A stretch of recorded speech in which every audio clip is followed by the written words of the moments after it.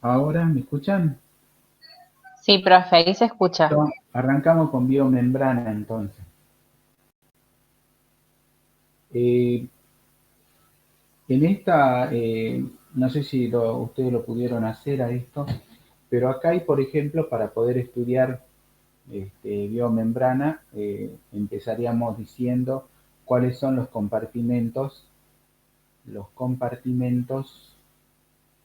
a ver si tengo otra mejor que esta, un segundo,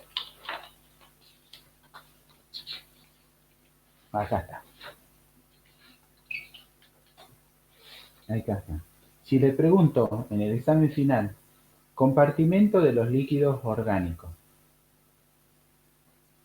Vamos a escribir el otro.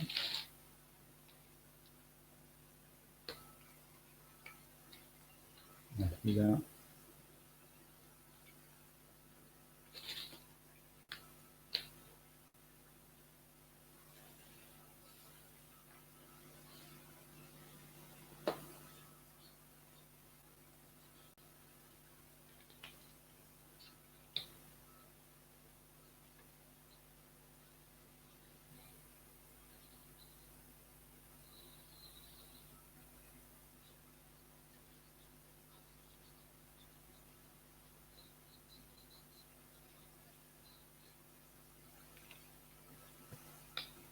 Perfecto.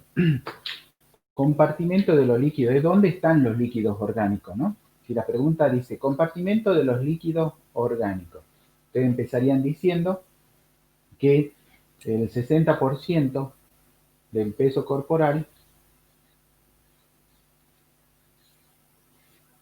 es líquido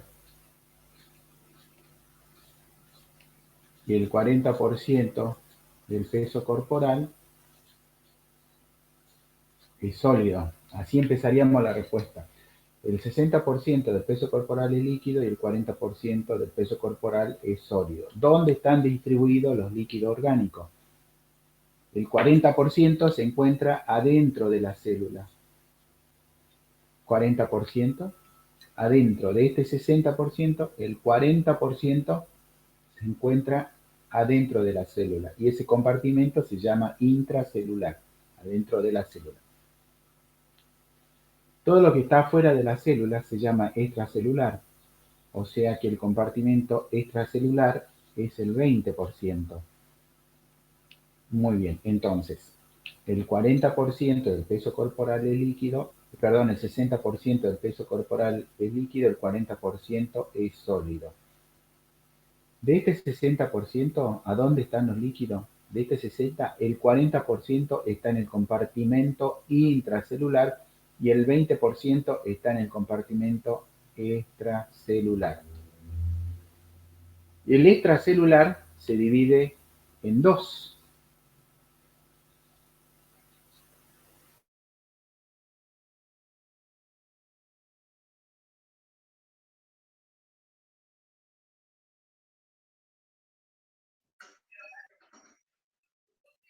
Profe, disculpe, está en mute de nuevo.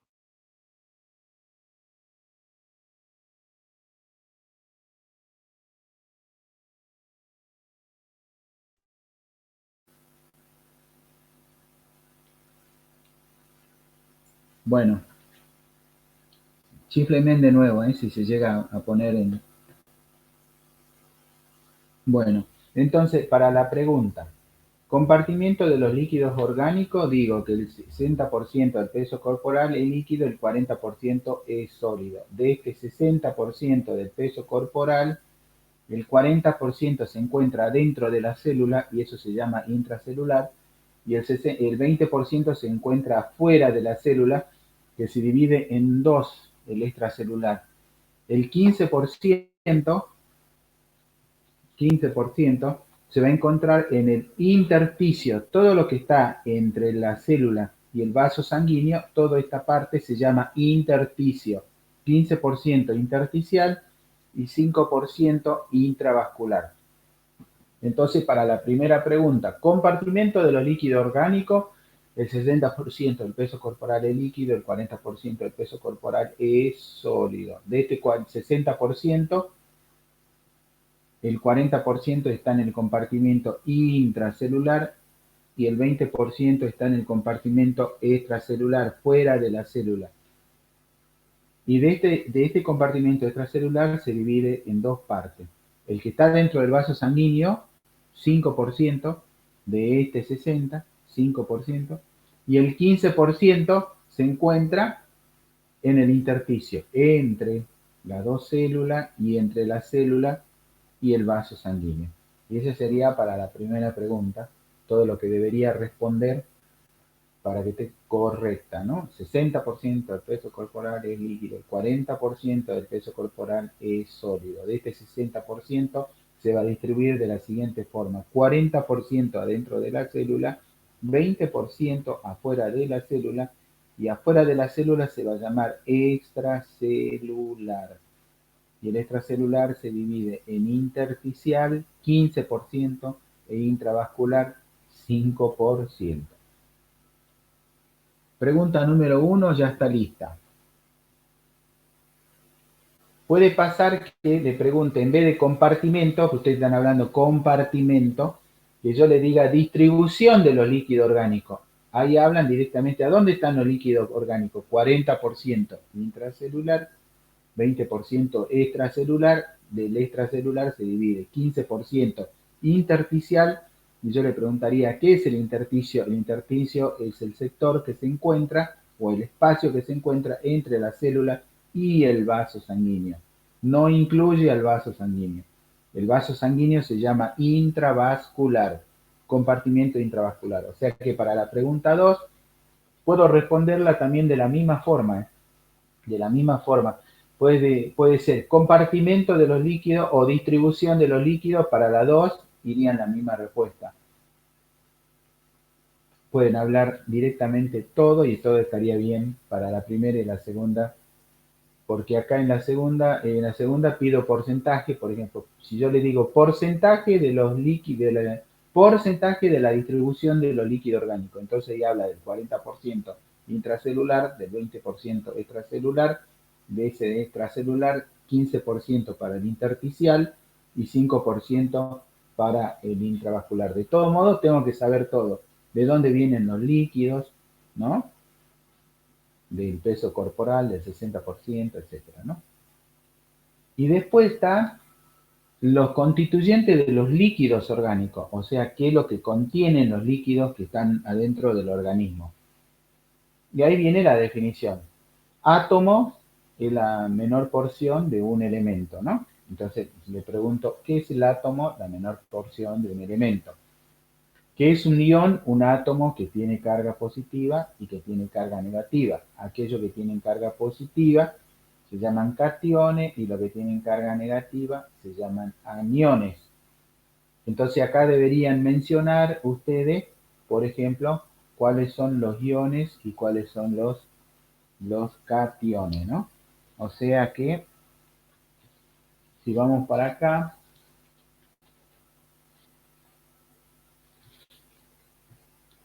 acá deberíamos saber qué es el átomo, la menor porción de un elemento, qué es un ion. Un ion es un átomo que tiene carga positiva y que tiene carga negativa. Los que tienen carga positiva se llaman cationes y los que tienen carga negativa se llaman aniones. Los que tienen carga positiva, acá tienen que mencionar de cuáles son los cationes. Esto ya lo saben: sodio, potasio, calcio, magnesio y manganeso. Sodio, potasio, calcio, magnesio y manganeso. Y los aniones empiecen siempre con las proteínas. Primero están la proteína por cantidad. Proteína, cloro, sulfato, fosfato, bicarbonato.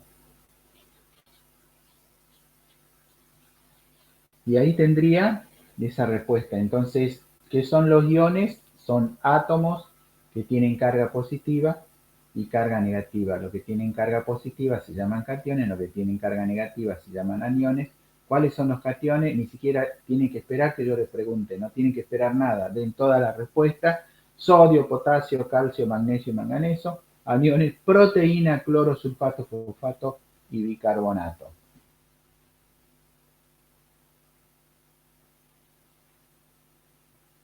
Puede venir la pregunta también: ¿qué es un ion?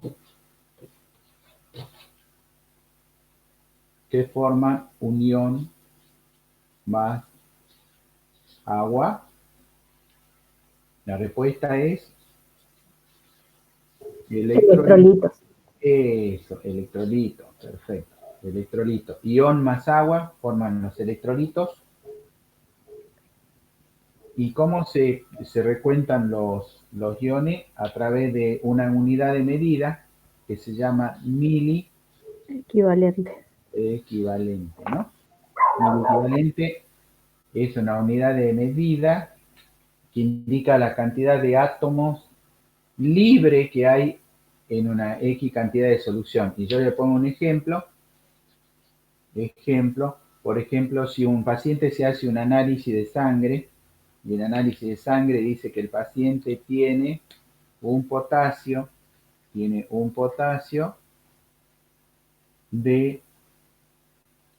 3,8 mili equivalente por litro. ¿Qué quiere decir esto? ¿Qué quiere decir 3,8? Lo que quiere decir es que el mil equivalente en la unidad de medida, lo que quiere decir es la cantidad de átomos de potasio libres, nunca vayan a equivocarse eso, ¿no? Libre, dispuesto a combinarse en cada litro de solución. Por cada litro de plasma, ¿sí? Hay 3,8 mil equivalente de potasio libres para combinarse. Si el paciente tuviera menos de 3, hace una arritmia severa y puede morirse, y si tiene más de 5,5, hace arritmia severa y se puede morir. Siempre tiene que tener dispuesto de 3,5 a 5,5 de potasio libre, dispuesto a combinarse. Entonces, esta es la unidad de medida que indica la cantidad de átomos de potasio que están libres en una determinada cantidad de sustancia dispuesto a combinarse. Y se mide normalmente en 1 litro, en este caso, de plasma.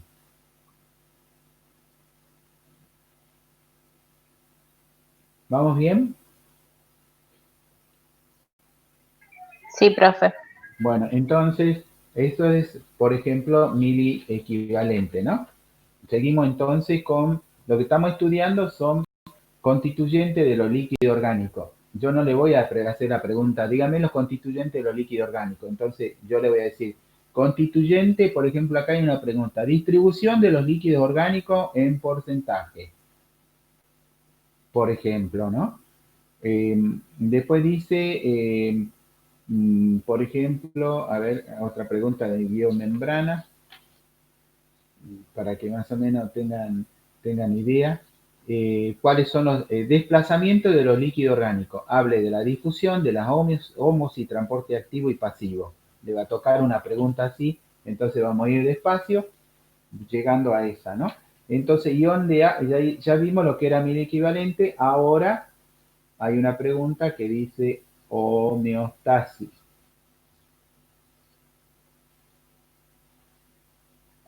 La homeostasis es la capacidad que tiene el organismo de mantener el medio interno.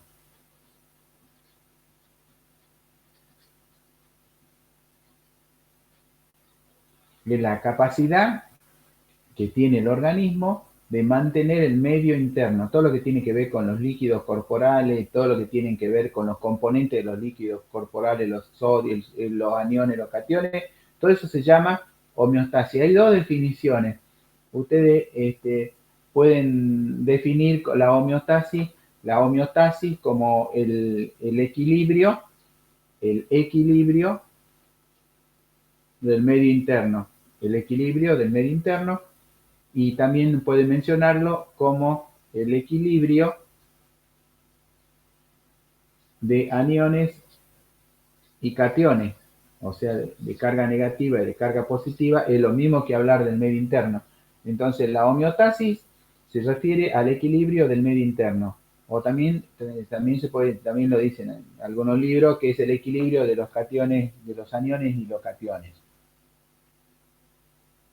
Bueno, después ya saben cuáles son los cationes, si le viene la pregunta, porque pueden venirle, hable solamente de aniones, hable solamente de cationes, y defina lo que es un ionograma. ¿Qué es un ionograma?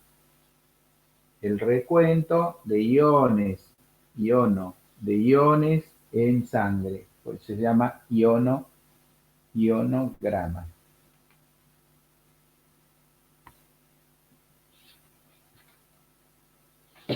Bueno, seguimos con esta de acá. Dice, por ejemplo, ¿cuál es el principal? Esto se tienen que tener bien claro, ¿no? ¿Cuál es el principal catión intracelular? Es el potasio. ¿Cuál es el principal anión intracelular? Son las proteínas. Hay más proteínas que cloro. Entonces, potasio tiene carga positiva. Entonces, y cuando se estudia el compartimiento extracelular, se estudia como compuesto, no se estudia separado. Entonces, acá es importante porque intercambia el sodio con el potasio a través de una bomba que se llama bomba de sodio y potasio. Ustedes lo deben haber estudiado con el profesor, con el doctor Montenegro. Bueno, entonces, pregunta, ¿cuál es el principal catión intracelular? Potasio. Potasio. ¿Cuál es el principal anión intracelular? Las proteínas. ¿Cuál es el principal compuesto extracelular entre el vaso sanguíneo y la célula? El cloruro de sodio. De sodio. ¿Cuál es el principal compuesto intravascular? El cloruro de sodio. Por eso se le da solución fisiológica al paciente cuando uno lo quiere hidratar, le colocamos un suero de solución fisiológica. Va por el vaso sanguíneo, un suero, y además hidrata todo el medio extracelular, ¿no? Entonces, ya sabemos cuál es el principal catión intracelular, ya sabemos cuál es el principal anión extracelular, cuál es el principal compuesto químico extracelular, es el cloruro de sodio. Y ahora vamos para acá.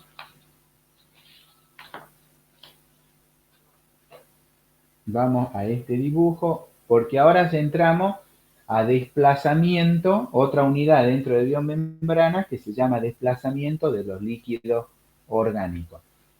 Recuerden, los líquidos avanzan por el plasma, vienen por el plasma sanguíneo, que usted ya lo conoce, y se distribuyen en toda dirección y sentido.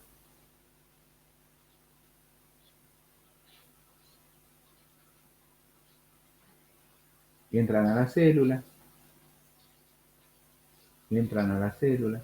salen de la célula, entran también por acá, por donde hay una flecha, ¿no? También vienen por acá, o sea, vienen siempre por una arteria que lleva el plasma sanguíneo con el bombeo del corazón, y la sangre y la célula se desprende de las sustancias que no necesita y lo manda para una parte venosa, ¿no? Entonces, dice, la primera pregunta dice, ¿qué es la difusión? La difusión es el proceso por el cual, dice, por el cual las partículas se diseminan en toda dirección y en todo sentido. ¿Qué es la difusión? Proceso por el cual las partículas se diseminan en toda dirección y sentido. Las partículas vienen por el plasma sanguíneo, este es el capilar arterial, difunde todas las partículas, líquidos y los componentes de los líquidos orgánicos entran a la célula, atraviesan la membrana, después vamos a ver cómo la atraviesan, puede atravesar con gasto de energía o sin gasto de energía, se desprende de todas las partículas que la célula no necesita y vuelven por la vena de nuevo al corazón, se oxigena, van al riñón, se eliminan por el riñón, etc.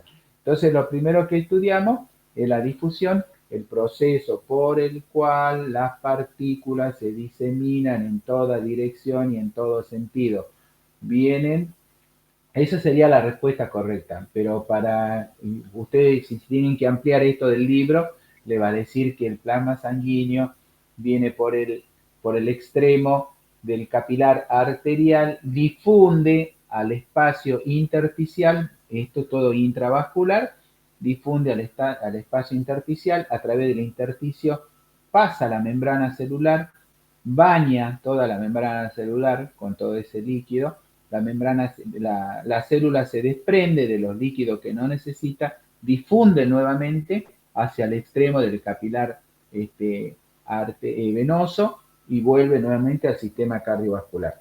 Entonces, si le pregunto, ¿qué es la difusión? La respuesta es el proceso por el cual las partículas se diseminan en toda dirección y en todo sentido. Ahora, eso se llama difusión, van a partículas, pero cuando ya va a pasar la membrana, eso se va a llamar ósmosis, desplazamiento de los líquidos a través de la membrana. Siempre pasan de un sector que tiene más presión a otro de menor presión. Pero ¿cuál sería la respuesta correcta? Entonces pregunto la ósmosis, el desplazamiento de los líquidos a través de la membrana. La difusión es solamente el desplazamiento, se difunde en toda dirección y sentido, pero cuando tiene que atravesar la membrana ya se llama ósmosis, ¿no? El proceso por el cual los líquidos atraviesan la membrana. Atraviesan la membrana. Y después viene otra pregunta que es, ¿qué es osmolalidad? ¿Qué es la osmolalidad? Es la concentración de una solución expresada en osmole, o sea, la unidad de medida para ver para estudiar, por ejemplo, los líquidos se llama osmole. Entonces, habíamos dicho, esto era difusión, cuando atraviesa se llama ósmosis y la osmolalidad es la concentración de una solución expresada en osmoles. Si yo quiero estudiar qué concentración tiene la solución, se estudia en osmoles. Entonces, si tiene que pasar digamos, un líquido de un lado al otro, eso se va a denominar transporte activo, transporte pasivo, y vamos a volver a donde estábamos escribiendo, así se van organizando.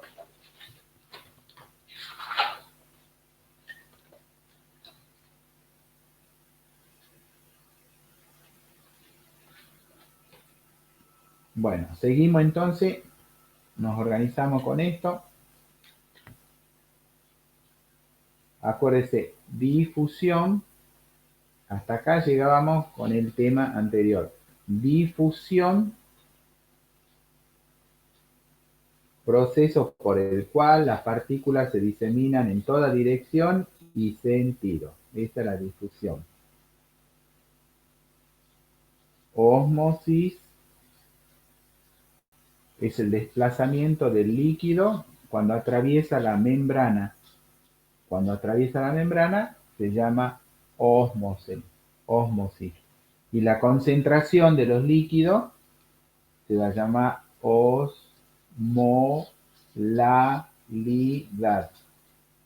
O sea, la osmolalidad es la concentración. Concentración de los líquidos orgánicos. Lo que estamos viendo, cómo se está moviendo, cómo se están moviendo los líquidos. Eso es lo que es la osmolalidad. Ahora, cuando atraviesa la membrana, ya no tenemos lugar. Cuando atraviesa la membrana celular, Entonces vamos a llamar transporte activo es cuando el líquido atraviesa la membrana celular con gasto de energía, o sea que gasta ATP.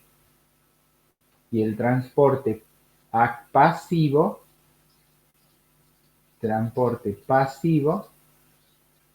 es cuando el líquido atraviesa la membrana sin gasto de energía. Este signo significa energía, una flecha con un resorte, sin gasto de energía. O sea, atraviesa el líquido sin ningún tipo de problema, no gasta energía. Eso se llama transporte pasivo. Bueno, y ahora le tenía que explicar que era la presión hidrostática y la presión oncótica. Volvemos para acá, para este dibujo. Y tiene puesta una H de hidrostática y una O de oncótica. Bueno, entonces la sangre circula tanto en las venas como en las arterias, hay plasma sanguíneo. Entonces, ¿qué sucede? La fuerza que ejercen los líquidos empujando la pared de las arterias o la pared de los vasos, vamos a decir vasos sanguíneos, la fuerza que ejercen los líquidos contra la pared de los vasos sanguíneos se llama presión hidrostática. Por eso está la flecha ahí, porque tiende a salir los líquidos.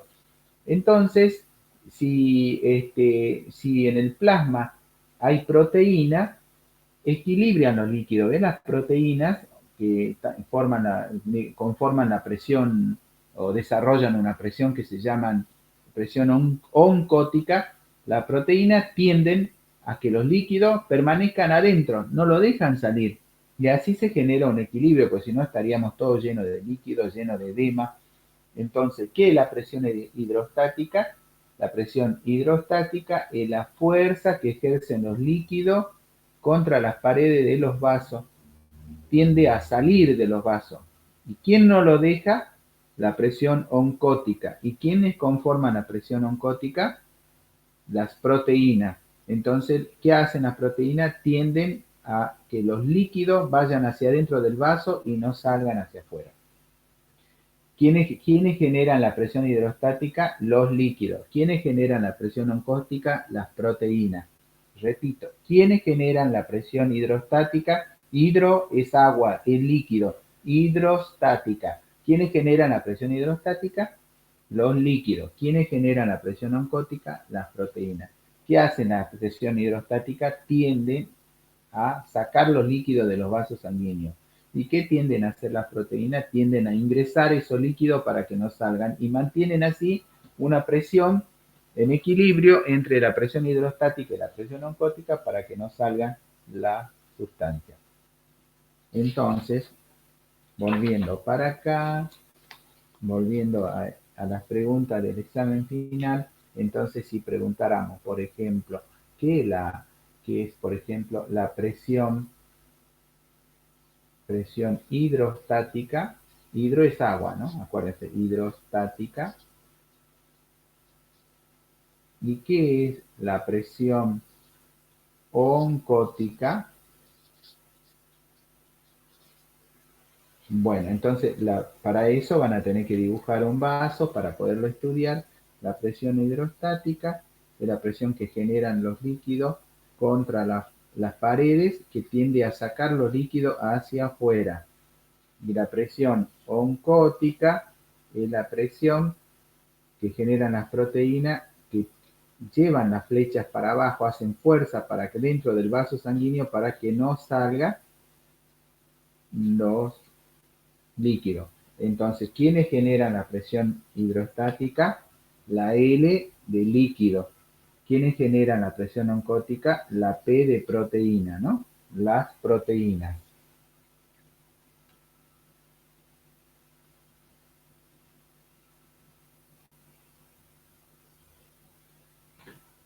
¿Preguntas hasta acá? ¿Seguimos?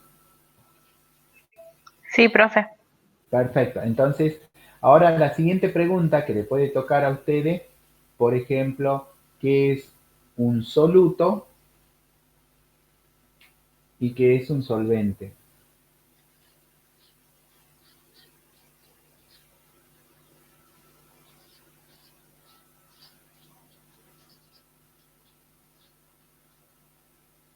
Bueno, yo esto lo había explicado, por ejemplo, el soluto es una sustancia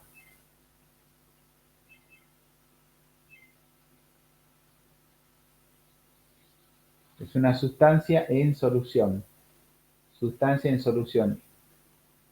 Y el solvente es la solución donde se haya disuelto el soluto. Por ejemplo, esta es la sal de mesa, por ejemplo, el cloruro de sodio, sin líquido, ¿no? Líquido. Ustedes tienen la sopa, por ejemplo, cloruro de sodio, potasio puse, cloruro de sodio. La sal de mesa, cuando está sin diluir, que no tiene agua, se llama soluto. Pero cuando ustedes le ponen el agua, le ponen, digamos, la sal adentro de la sopa, eso se llama solvente. Es la solución donde se haya disuelto el soluto. Entonces esto sería la sopa, acá sería la sal, disculpe, la sal, y esto sería el ejemplo, sería la sopa. La sopa sería el solvente, o sea, el solvente es, digamos, la solución donde se haya disuelto el soluto. Y el soluto, el cloruro de sodio, la sal cristalina que ustedes tienen en la mesa, en el salero. Entonces, ¿qué es, vendría a ser el soluto? Una sustancia que todavía no está disuelta, una sustancia que no está disuelta, y el solvente, digamos, el soluto ya se encuentra disuelto en una solución. Después, cuando uno mide, vamos a dar vuelta para este lado, cuando uno mide los líquidos pueden ser, de acuerdo a la tonicidad que tienen con el plasma, puede ser hipertónica. Hiper es mayor, como hipertensión arterial, hipertónica. Hipotónica, como hipotensión arterial, o sea, menor. Iso, igual, ¿no? Y tónica es tonicidad, ¿no? Cuando yo le pregunto qué es una solución hipertónica, por ejemplo, en el examen, ustedes tienen que decir la solución tiene mayor tonicidad que el plasma. ¿Qué es una solución isotónica? Una solución que tiene igual, iso significa igual, igual, vamos a poner doble para que se acuerden, igual tonicidad que el plasma. Hipotónica es una solución que tiene menor tonicidad que el plasma. Acuérdense de hipertensión, mucha tonicidad. Mayor tonicidad que el plasma, isotónica, igual tonicidad que el plasma, hipotónica, menor tonicidad que el plasma. Ahora vamos a ver si escribí por acá en algún lugar.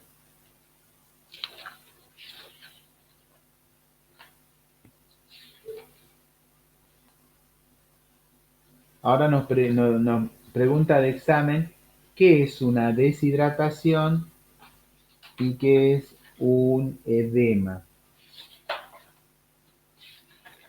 A ver si no está puesta acá. No. Bueno, solución y vamos a dar vuelta. Para eso vamos a dibujar una célula. Habíamos dibujado el compartimento intracelular.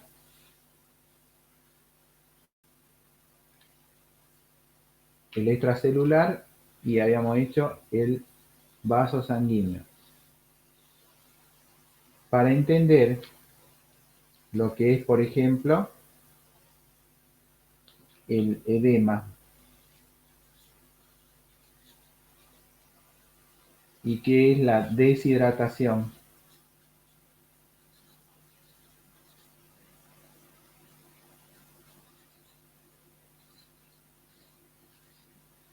qué es el edema y qué es la deshidratación. Ya saben que este es el compartimento intracelular, este es el intravascular, este es el intersticial, y todo esto que está acá entre el intersticial y el intravascular se llama extracelular. Bueno, el edema es la acumulación de líquido, o sea, el aumento, vamos a poner, de líquido en el espacio extracelular.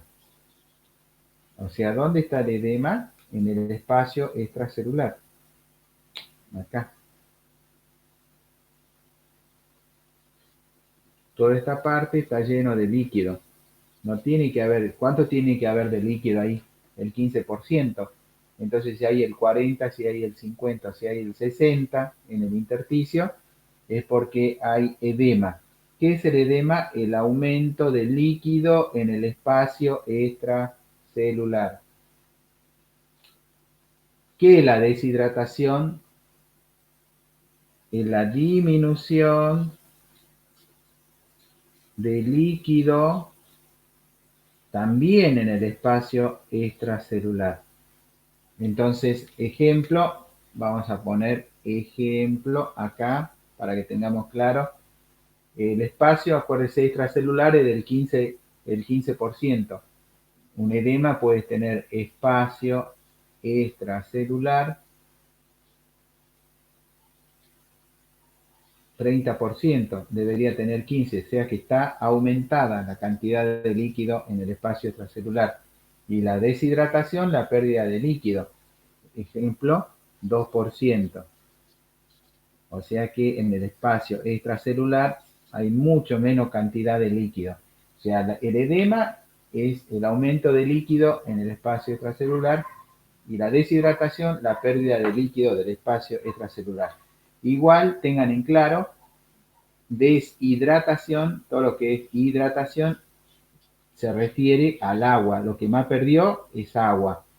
Recuerden que el líquido tiene solutos, como es el sodio, potasio, etcétera, ¿no? Pero lo que más perdió del espacio extracelular, por eso se llama deshidratación.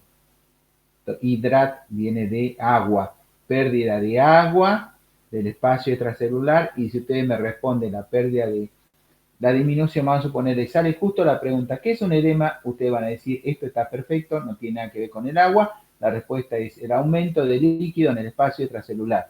Perfecto. ¿Qué es la deshidratación? Y ustedes me dicen, es la disminución de líquido del espacio extracelular. Y si ustedes llegan a responder la disminución de agua o la pérdida de agua del espacio extracelular, el examen es para 10.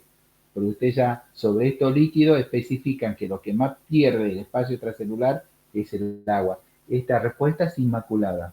Le aviso esto para los que si quieren tener calidad en la respuesta. Yo acepto la disminución de líquido del espacio extracelular, pero si ustedes dicen agua, porque se está respondiendo que este término pérdida de agua, ¿no?, en el espacio extracelular es deshidratación. Bien.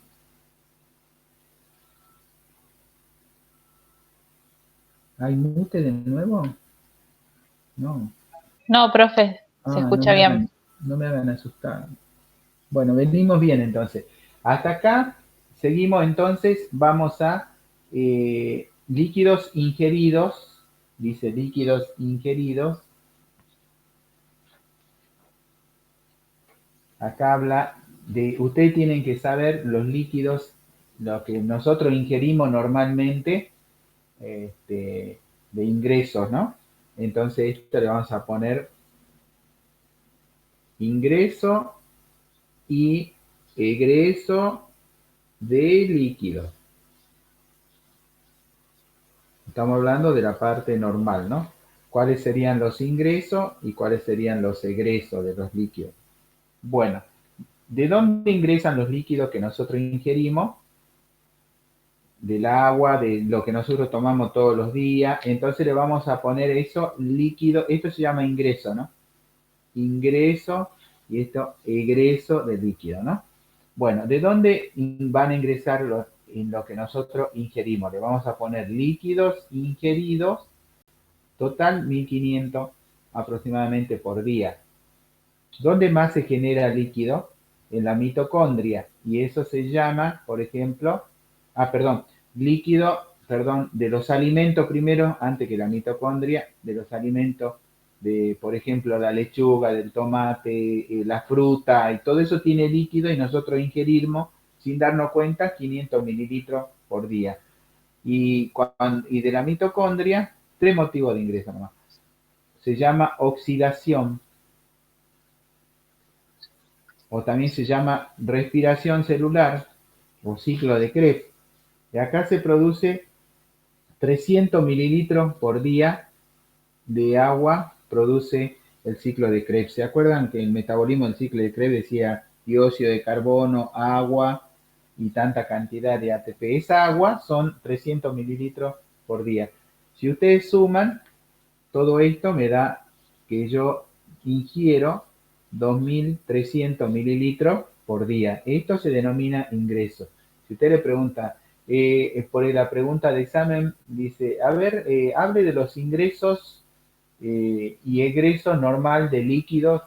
Y usted va a decir, líquidos ingeridos, aproximadamente 1.500. Líquido de los alimentos, de la fruta, de las verduras, 500 mililitros.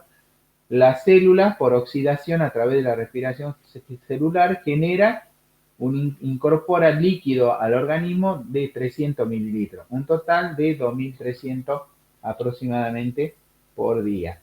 Ahora, ¿cómo nosotros perdemos los líquidos? Porque los líquidos que entran tienen que salir. ¿De dónde sale? Va a salir a través de la diuresis. La diuresis es la orina, ¿no? No se dice orín, diuresis, se dice diuresis. 1.500 por día. O sea que normalmente si yo tomo 2 litros de agua, orino 2 litros. Si tomo 1 litro, orino 1 litro. Si tomo 1,5 litros, orino 1 litro. Generalmente se relaciona con los líquidos ingeridos. Se pierde también por la piel,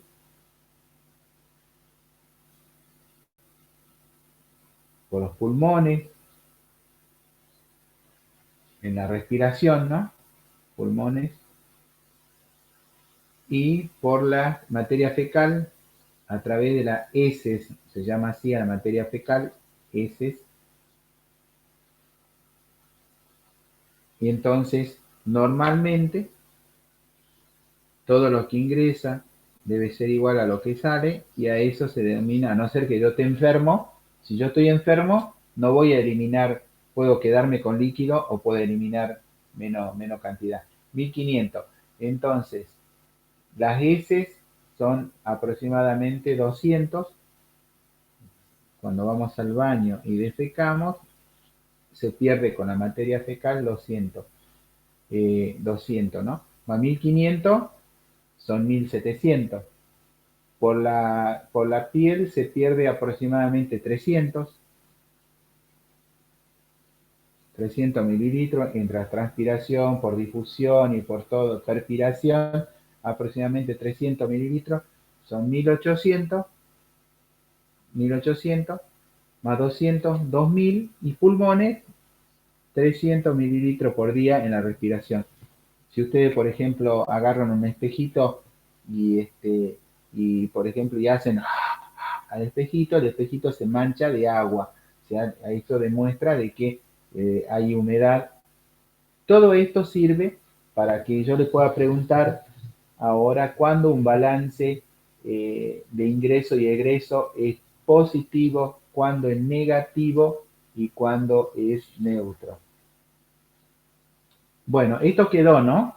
Líquido de ingreso, esto escríbalo varias veces, así cuando le toca la pregunta, pin, pin, pin, directamente. Líquidos ingeridos, 1.500. Elimina, 1.500.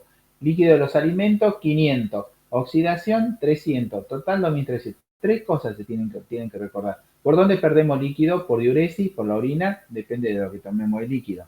1.500, por la piel 300, pulmones 300, heces 200, entre 2.300 y 2.500, nosotros pongamos 2.300, de ingreso 2.300.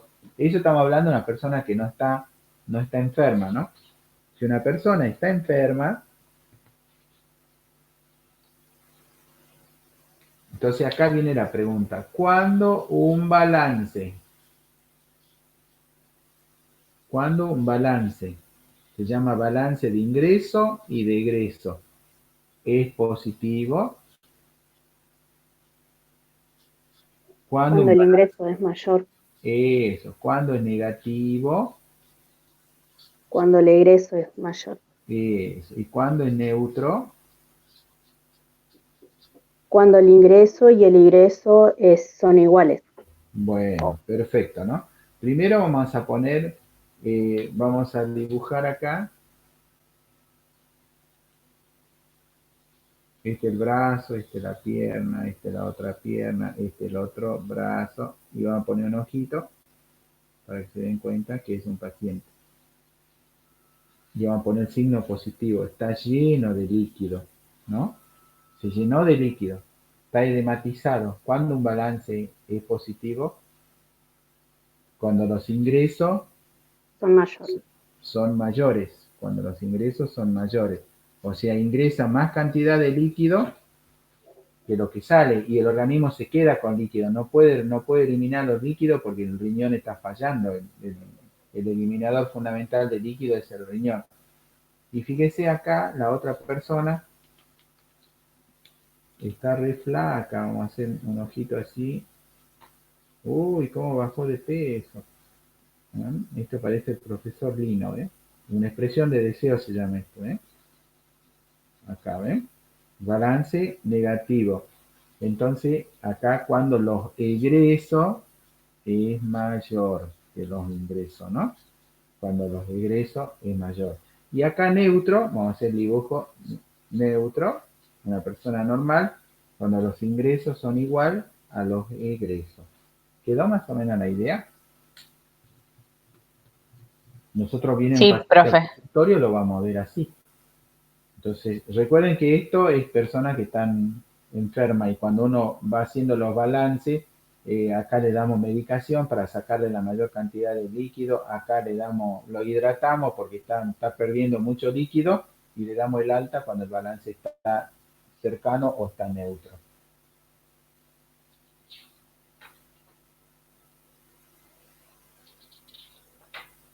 Bueno, biomembrana, con esto vendríamos ya biomembrana completa. Y después de esto viene tejido. ¿Qué hacemos? ¿Tejido?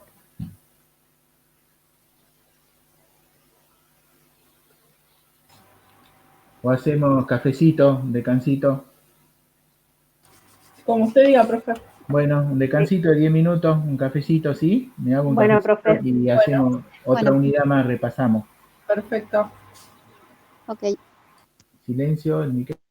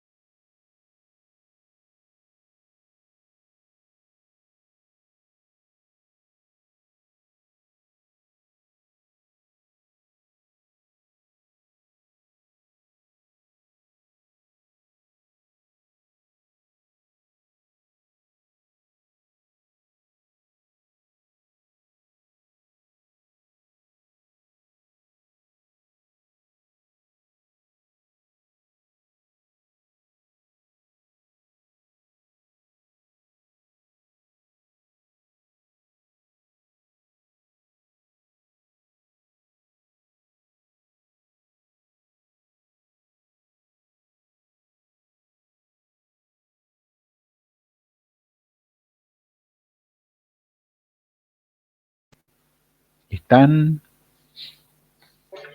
Sí, profe. Vamos a trabajar.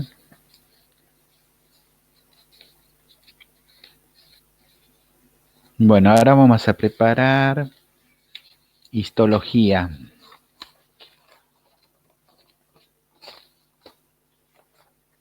Vamos a buscar la guía.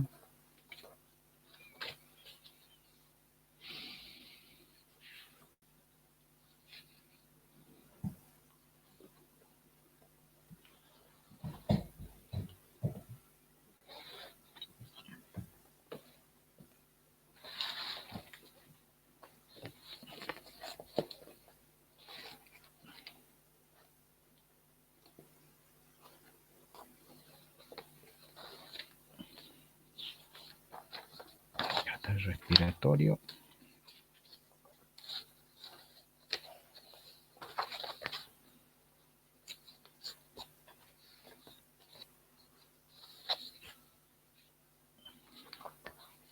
Bueno, entonces ahora vamos a preparar el examen de histología.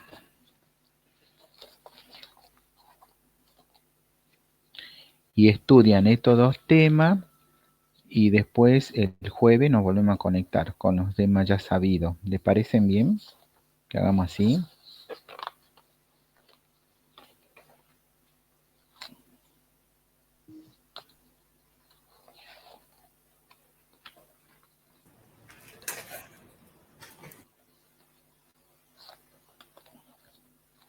Muy bien.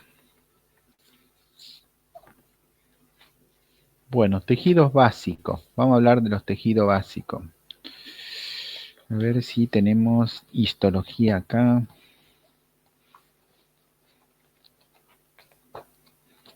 Tengo un pizarrón muy sencillo, no sé si se dieron cuenta.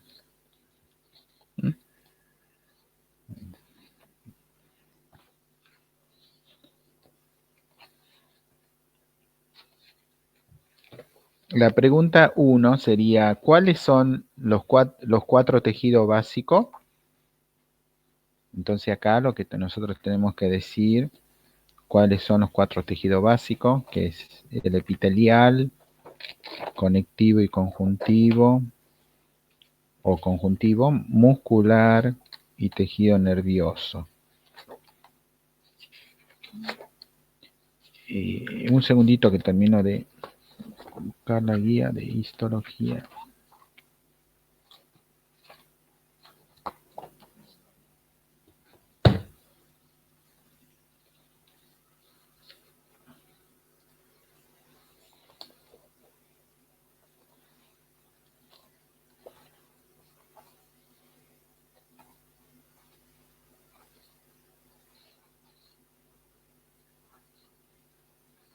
Bueno, arrancamos. El primer tejido básico que tenemos que estudiar se llama tejido epitelial. ¿Qué tenemos que, por ejemplo, si le pregunto un tejido en específico, siempre tienen que responder de la misma forma, ¿no? Tiene que decir qué tipo de célula tiene, cómo es la sustancia intercelular y qué función principal tiene el tejido. Para que la respuesta sea correcta, tengo que responder de la misma forma. Y ahora vamos a preparar para eso. Bueno.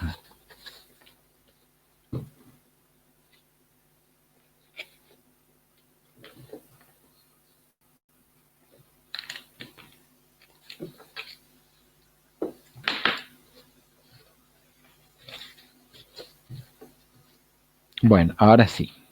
Perfecto. Entonces, acá vamos a estudiar todo lo que es histología. El estudio de los tejidos, histología. Entonces, la primera pregunta son, por ejemplo, dice, ¿cuáles son los tejidos básicos? Si yo le digo 4, ustedes van a responder. Entonces, ustedes siempre respondan. Por ejemplo, si pregunto cuáles son los tejidos básicos, entonces siempre las respuestas son 4. Tejido epitelial, conectivo, muscular y nervioso. Y si le pregunto de cada tejido, de cada uno, vamos a suponer, si le pregunto cuál es el tejido epitelial, hable del tejido epitelial, entonces tienen que decir, el tejido epitelial tiene que decir tipo de célula,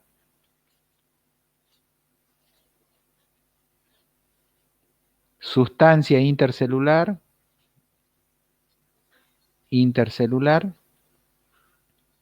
y la función.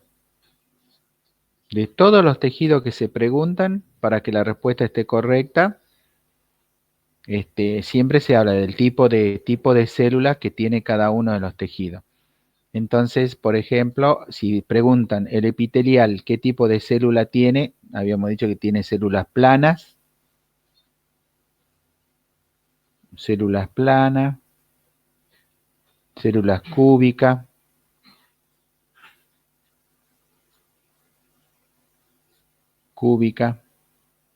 hagan de cuenta que es cúbica el dibujo, cúbicas, células planas, células cúbicas y células cilíndricas.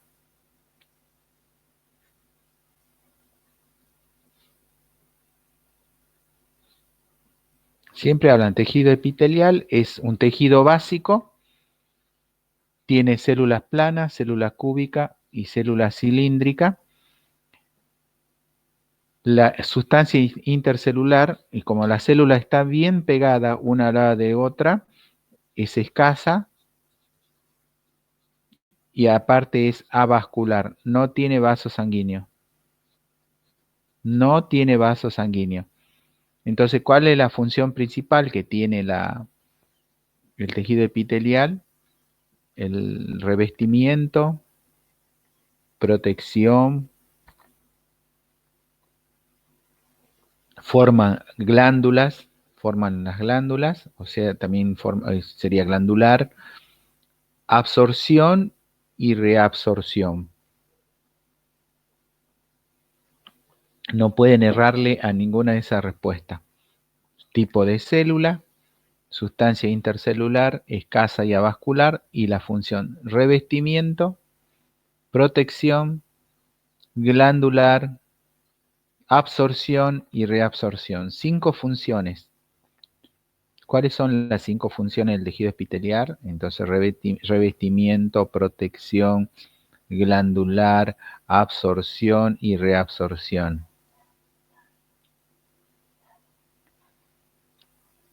Vamos, por ejemplo, al tejido conectivo. Vamos a hablar del tejido conectivo. Tejido epitelial ya estaría, ¿no? Y recuerden del conectivo, siempre hablamos de lo mismo, el tejido conectivo.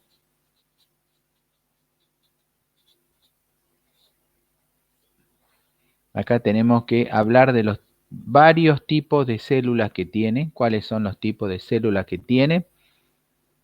Por ejemplo, que tiene abundante sustancia intercelular y es vascular, tiene vaso sanguíneo, es vascular. ¿Cuál es la función principal que tiene el tejido conectivo? El sostén. Es el tejido de sostén por excelencia, ¿no?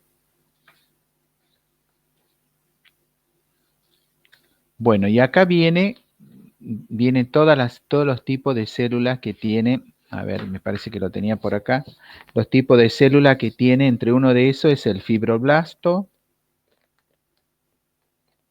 Un segundito. Fibroblasto, fibrocito, macrófago, célula cebada, mastocito y adipocito. Ahora lo vamos a desarrollar. ¿Qué tipo de célula tiene el tejido conectivo? El fibroblasto,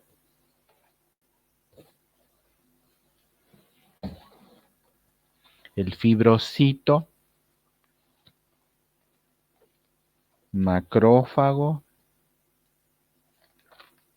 célula cebada,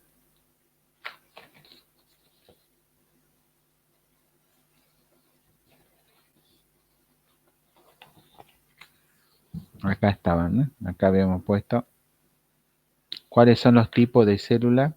Fibroblasto, fibrocito, macrófago, célula cebada o mastocito y los adipocitos. Son las células grasas, los adipocitos.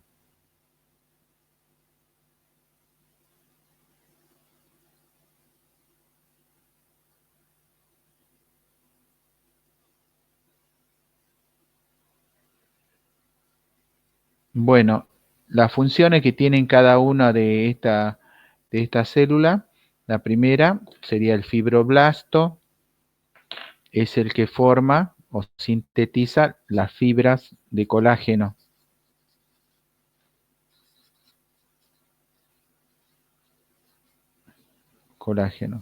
El fibrocito, la sustancia intercelular que se llama sustancia amorfa, secreta la sustancia amorfa.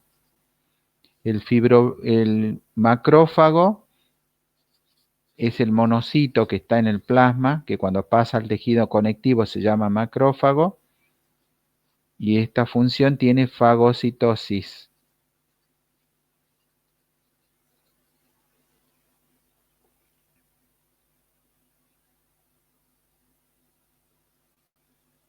Las células cebada secretan heparina, que es un anticoagulante, y los mastocitos secretan un antialérgico que se llama histamina. Y los adipocitos forman el tejido graso. Graso o adiposo.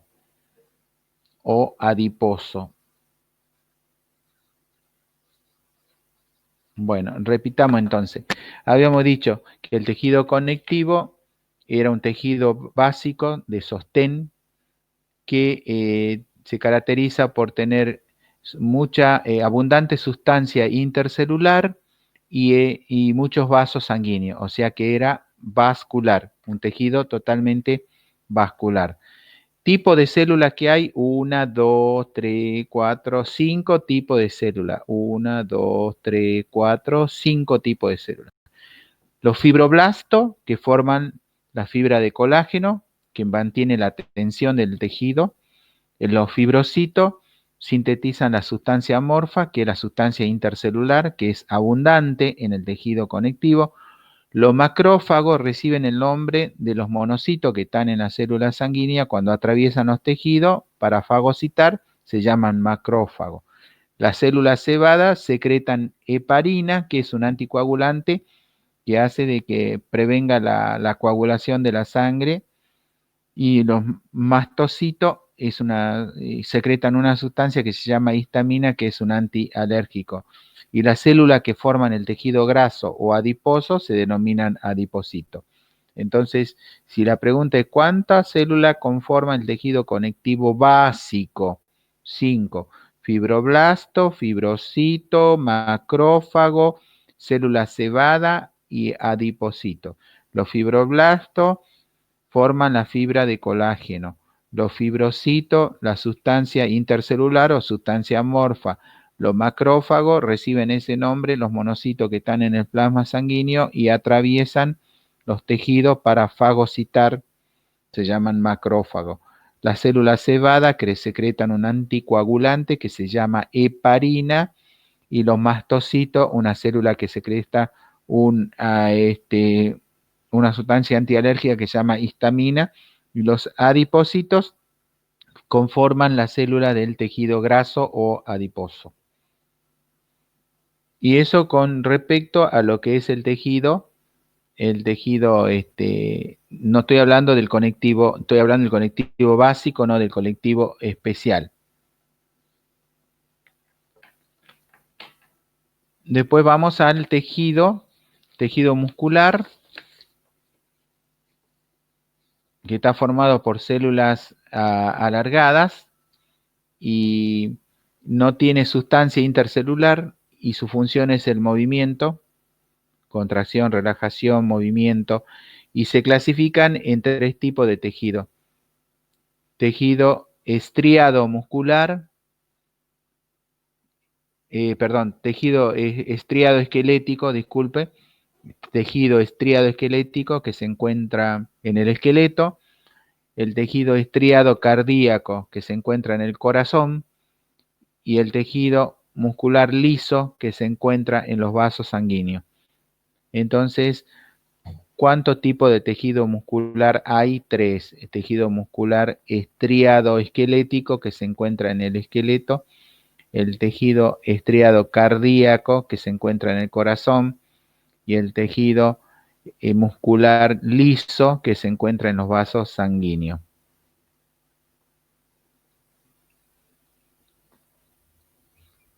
Por último, vemos el tejido nervioso, bueno, ya vemos el muscular, ya saben, movimiento, contracción y relajación.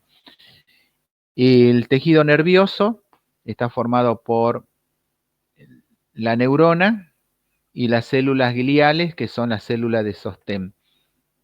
No tiene sustancia intercelular, regulan todas las funciones del organismo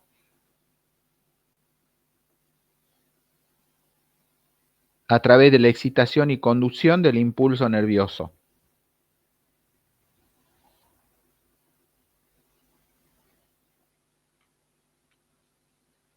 Y con eso estaríamos terminando todo el tejido básico, ¿no? Recuerden, si le toca la pregunta esta, tienen que tener bien claro tipo de células, recuerden, sustancia intercelular y las funciones que tiene. Y después viene el tejido conectivo especial, que ese viene con una sola pregunta, el tejido conectivo especial. ¿Cuáles son los tejidos que tienen propiedades especiales que derivan del conectivo? Y ya saben, el óseo, el cartilaginoso, el mucoso, el hematopoyético, el reticular, son todos tejidos especiales que derivan del tejido conectivo. A ver, vamos a escribir acá.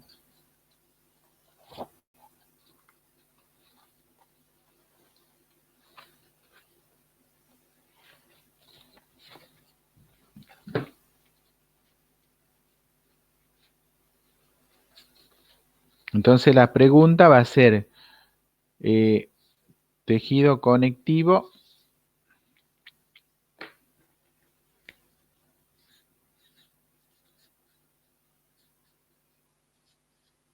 ¿cuáles son los tejidos que derivan, los tejidos especiales que derivan del conectivo? Ustedes tienen que empezar a hablar del tejido óseo. 2, tejido cartilaginoso.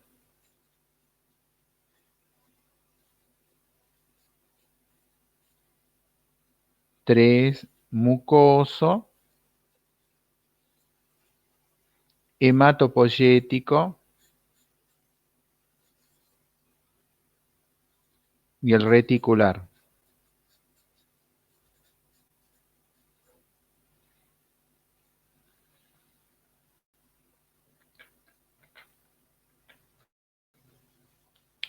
Cuando hablan del tejido óseo, tienen que mencionar los 3 tipos de célula que tiene el tejido óseo. El osteoblasto,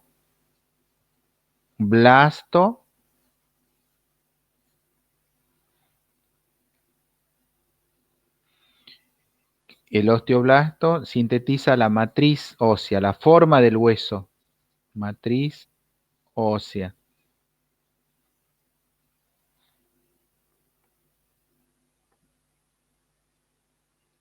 El osteocito se encarga de la mineralización ósea. Se le da todos los minerales que el hueso necesita. Este le da la forma del hueso, estos son los minerales del hueso. Y el osteoclasto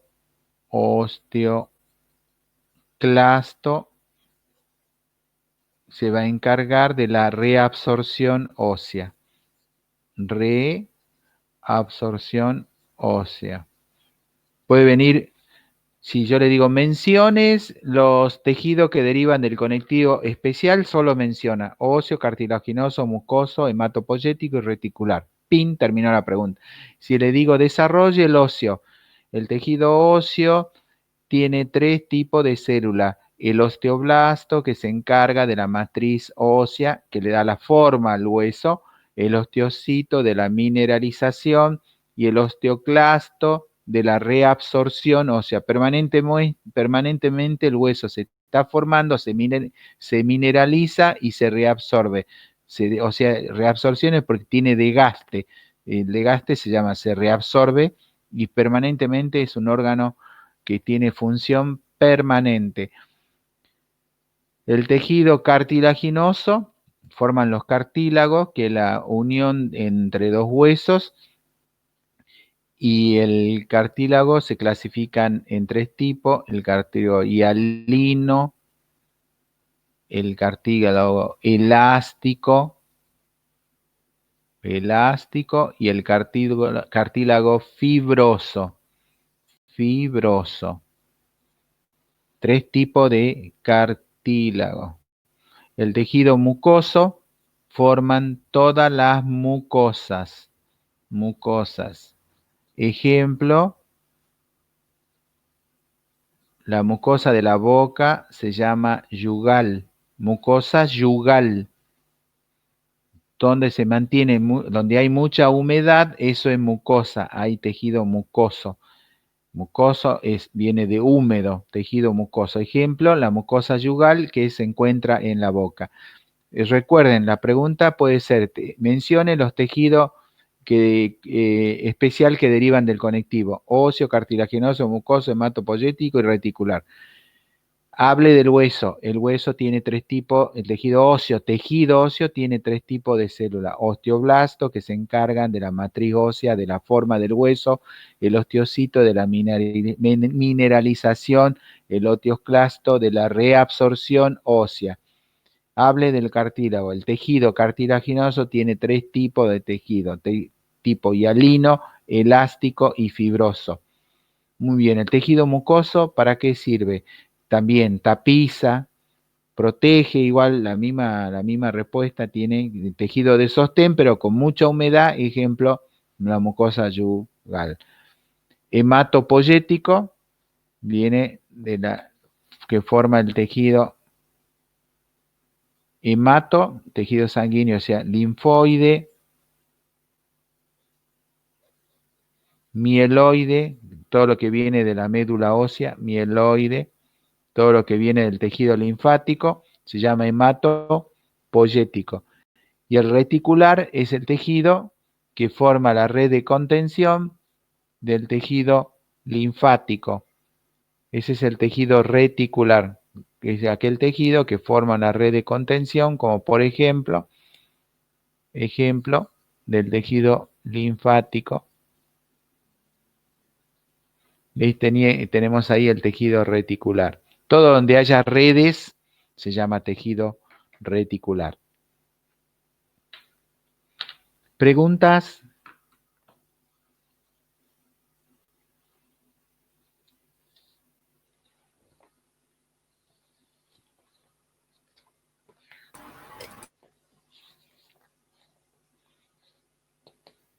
Bueno, tenemos estudiado hasta ahora, hicimos la autoevaluación del corazón el día sábado. El día lunes estudiamos 2 temas. Estudiamos toda la parte de tejido básico, que es bastante complejo, pero es bastante sencillo si nos ordenamos, por ejemplo, en la respuesta, y biomembrana. Con esto tenemos 3 temas estudiados. Repasen de nuevo cardio, vuelvan a repasar todas las preguntas de cardio, sumen la pregunta de biomembrana y sumen la pregunta de tejido básico y tejido conectivo especial. ¿Le parece bien? Sí, profe. Sí, Y profe. el jueves nos conectamos para para estudiar 2 temas más. A las 16 puede ser. Bueno, Sí, profe. profe. Sí, profe. Sí, Bueno, profe. bueno, profe. Bueno, si no hay pregunta, nos estamos desconectando y ya estudian ustedes solito, ya saben el ping-pong. Y después que terminemos de estudiar, vamos a hacer el ping-pong de preguntas y respuestas a ver cómo estamos, para ver si perdieron el miedo. Si quiere Profe, podemos hacerlo el jueves que viene también de los temas ya dados. Sí, dígame. escúcheme, ¿no? En base a todo esto, yo tengo que dar primer auxilio y cardio del segundo cuatrimestre del primer año. ¿Eso cómo usted se va a manejar? ¿Va a mandar email o cómo para saber qué tema voy a dar? Y sabe que no le escuché muy bien. Que yo tengo que dar primeros auxilios y cardio. Perdón, Ujú, sí, cardio, está bien. sí. Segundo cuatrimestre de primer año. Los temas para esas 2 áreas de materia. ¿Cómo Pero, lo- qué tiene que dar de cardio? De primeros auxilios al final. ¿cómo se llama este? Del segundo cuatrimestre. Pero nosotros ya tomamos los recuperatorios, como del segundo cuatrimestre. Hay que rendir, hay que... No, no, el de. No, yo le hago la consulta de primeros auxilios primero. Vamos, Eh, primeros auxilios, sí. qué materia va a tomar ahí o qué tema, mejor dicho? Y bueno, de primero, ¿qué son los primeros auxilios? ¿Qué significa SOS? ¿Qué es un socorrista? ¿Qué es lo que hace? ¿Qué bla, bla, bla? Todo el material de primeros Ujú, auxilios. sí, Por ejemplo, todo el material que vimos en forma sencilla y escueta, ¿no? Que, por ejemplo, repase así como estamos repasando, así sí, de la primera clase. ¿Qué son los primeros auxilios? Son técnicas de alta calidad que salvan vida. Esa sería por ejemplo, y después le pregunto, ¿quiénes dictan las normas de primeros auxilios? La Sociedad Médica Científica, sí. ejemplo, ¿no? Le puede tocar la pregunta, ¿qué significa eso ese? Salve nuestra vida. ¿Cuál es la sigla que se utiliza en primeros auxilios? RCO, rapidez, seguridad y orden. ¿Qué diferencia tiene? ¿Qué es una urgencia? Un evento que pone en riesgo la vida y nos Ajá, da 30 minutos para actuar. ¿Qué es una emergencia? Un evento que pone en riesgo la vida y nos dan 4 minutos para actuar. ¿Qué es una no urgencia, una no emergencia? Es un evento en la cual no pone en riesgo la vida. Y ahí le pregunta, bueno, ¿cuáles son de ejemplo de urgencia, por ejemplo? Y acuérdese, siempre primero tenga bien presente lo que es la emergencia.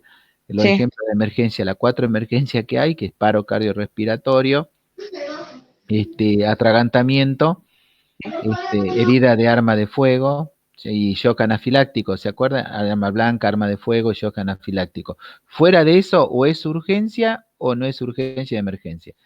Entonces ahí empieza a poner todo lo que es traumatismo, por ejemplo, hemorragia, urgencia, ¿no? Hemorragia, fractura, este, hemorragia, fractura, por ejemplo, ataque cardíaco, ataque cerebral, no la vaya a poner en emergencia porque si no no va a estar válida la pregunta, ¿no?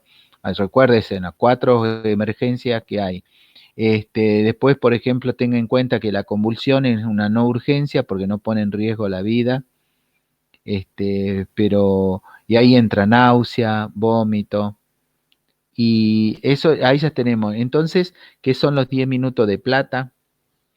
Que es la hora dorada, los 10 minutos de plata, es el tiempo que tiene el socorrista para aplicar el RCO y empieza a correr desde el momento de que ocurre el accidente. ¿Qué es la hora de oro? Es el tiempo que tiene el socorrista desde que se produce el accidente para que la víctima sea trasladada al hospital, que llegue al hospital. ¿Y cuándo empieza a correr? Desde el momento del accidente, no desde el momento que llega el socorrista ahí. Por ejemplo, ¿cuál es la secuencia de atención del paro cardiorrespiratorio? La secuencia. Entonces, 30 masajes, 2 ventilación durante 5 ciclos y el pulso durante 10 segundos. Si durante esos 10 segundos el paciente no se, por ejemplo, no responde, se continúa nuevamente 30 masajes, 2 ventilación durante 5 ciclos y nuevamente 10 segundos el pulso. Esa es la secuencia de atención de un paro cardiorrespiratorio.